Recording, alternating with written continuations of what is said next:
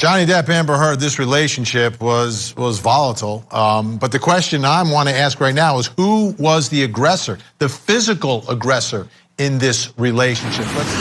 All right, so who's the physical aggressor in this relationship, this very complicated relationship? Incredible panel of experts joining me tonight. And forensic psychiatrist, trial expert, witness, columnist, Dr. Carole Lieberman. Welcome to you all. Yeah. Dr. Carole Lieberman.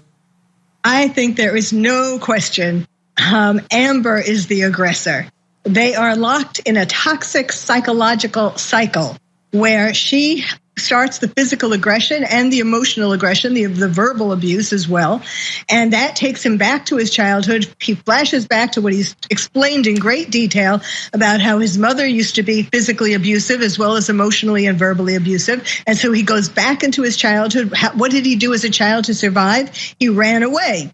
And that is what he did with Amber as well. Now, the problem comes in that Amber, with her borderline personality, in my opinion, the worst thing that she wants to see is abandonment. So when he runs away, that triggers her abandonment issues, and then she increases the aggression. She has not proven that any evidence of his being physically aggressive to her.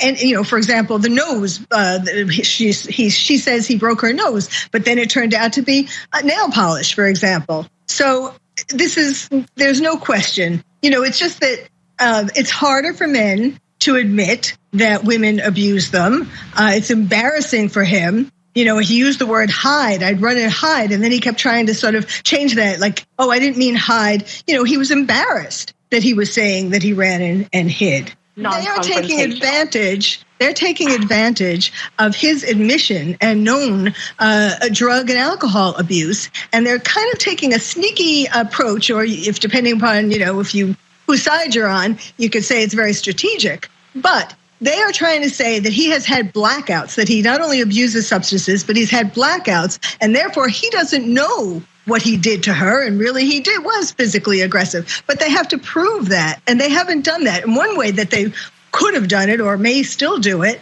or that he can prove the opposite, is that they should do a timeline to show when he was abusing drugs and when these alleged physical altercations happened, his alleged attacks on her. And if he wasn't using drugs or alcohol at the time that she alleges that he abused her, then their point or their theory is wrong. Great job tonight, Dr. Judy Ho, Dr. Nadim Karim, Dr. Carole Lieberman. Have a great weekend. We'll have you back real soon. I hope you'll come. Your insight is fantastic.